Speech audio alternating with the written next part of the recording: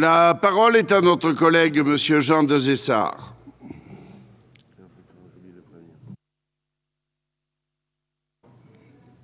Si, elle est là, mais s'exprimer.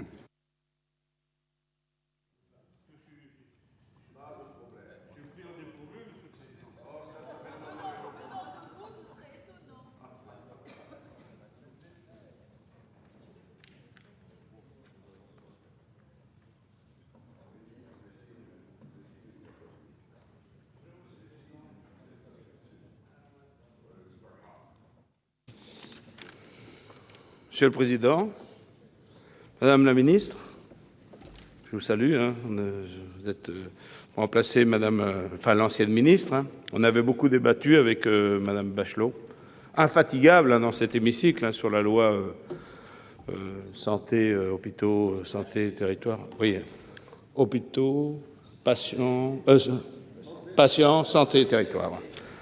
Interminable, Madame Bachelot, elle défendait... expliquait tout ça. Ça a été une rude bagarre. D'ailleurs, on a perdu, mais bon. Alors, Monsieur le Président, Madame la Ministre, Messieurs les rapporteurs, chers collègues, pas de surprise, la mission santé est elle aussi frappée par les restrictions budgétaires voulues par le gouvernement. Les ministres se suivent, se remplacent, mais toujours sans comprendre, sans admettre que la santé ne dépend pas d'une logique comptable, que la santé n'est pas un luxe, mais un droit inscrit dans notre Constitution. Parlons de la prévention. Le programme Prévention, sécurité sanitaire et offre de soins voit ses crédits diminuer de près de 5%, et la prévention n'en représente qu'un tiers. Aussi peu pour la prévention, c'est dramatique.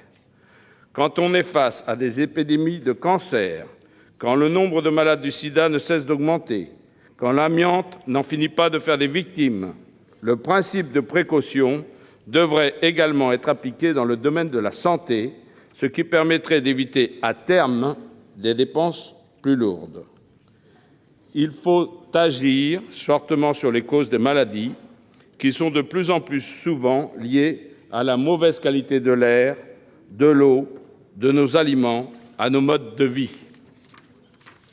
Mais la prévention fait partie d'une autre approche de la santé, une approche globale qui mettrait l'accent sur l'éducation en matière de santé, qui s'appuierait sur une médecine du travail indépendante et proposerait une meilleure offre de soins sur l'ensemble du territoire.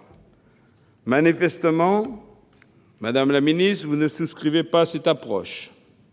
Après avoir tenté, le gouvernement, de faire passer un cavalier législatif sur la médecine du travail, censuré par le Conseil constitutionnel, rien ne vous arrête.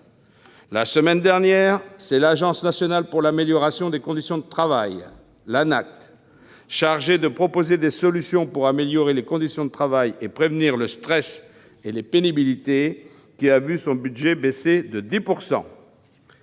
Quel cynisme, alors que votre ministère regroupe désormais Santé et Travail, et c'est en contradiction avec les conclusions du rapport du Sénat sur le stress au travail. Et où en est-on de l'instance de garantie de l'indépendance de l'expertise demandée par le Grenelle 1 ? Le texte évoquait une instance d'appel en cas d'expertise contradictoire. Une telle structure aurait eu une utilité certaine dans la gestion de la grippe A, H1N1, et aurait peut-être évité que des conseillers à la solde des grands groupes pharmaceutiques ne se laissent aller dans le conflit d'intérêts en surestimant les commandes de vaccins et en entretenant un mensonge d'État. Un rapport sur l'opportunité de créer cette instance de garantie devait être remis par le gouvernement au Parlement en août dernier. Et toujours rien. J'aimerais savoir où nous en sommes, j'aimerais savoir où vous en êtes, Madame la Ministre. Et pendant ce temps, la part des frais de santé augmente dans le budget des ménages, surtout les plus modestes, évidemment, et de ceux qui souffrent des pathologies chroniques. Les crédits personnels ne sont pas abordés dans cette mission, mais une chose est sûre, nos hôpitaux manquent de personnel.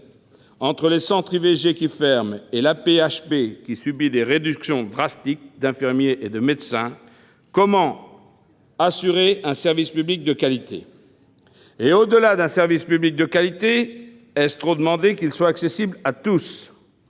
Dans le programme Protection maladie, la majorité présidentielle s'en prend à l'aide médicale d'État qui bénéficie aux personnes en situation irrégulière vivant en France et dont les revenus ne dépassent pas 634 € par mois. Parmi les bénéficiaires de l'AME, les pathologies graves sont surreprésentées, problèmes neurologiques, cardiaques et VIH. Comme le précise M. Gégou dans son rapport, les dépenses d'AME répondent à un double objectif humanitaire et de santé publique. Je précise d'ailleurs que le montant de ces dépenses s'élevait en 2009 à 540 millions d'euros, soit moins de 0,3% des 160 milliards d'euros de dépenses de la branche maladie de la sécurité sociale. Chers collègues, comptez-vous sincèrement restreindre l'accès aux soins pour ces personnes qui vivent déjà dans une extrême précarité? Vous savez pertinemment, et le rapporteur lui-même l'a souligné, qu'obliger des malades insolvables à payer aurait pour effet de les faire renoncer à ces soins. C'est inhumain et nous aurons l'occasion d'y revenir lors des amendements déposés par ma collègue Halima Boumedienne. Alors, Madame la Ministre, résumons votre projet. Moins de prévention, moins de personnel dans les hôpitaux, mais toujours plus de frais pour les malades. De nombreux médicaments ne sont pas remboursés. Les accidentés du travail vont maintenant payer des impôts sur leurs indemnités journalières. Quant aux sans-papiers vivant sous le seuil de pauvreté, ils devront payer pour accéder aux soins.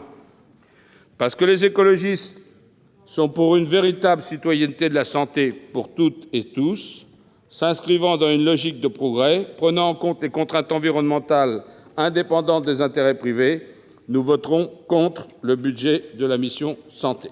Je vous remercie.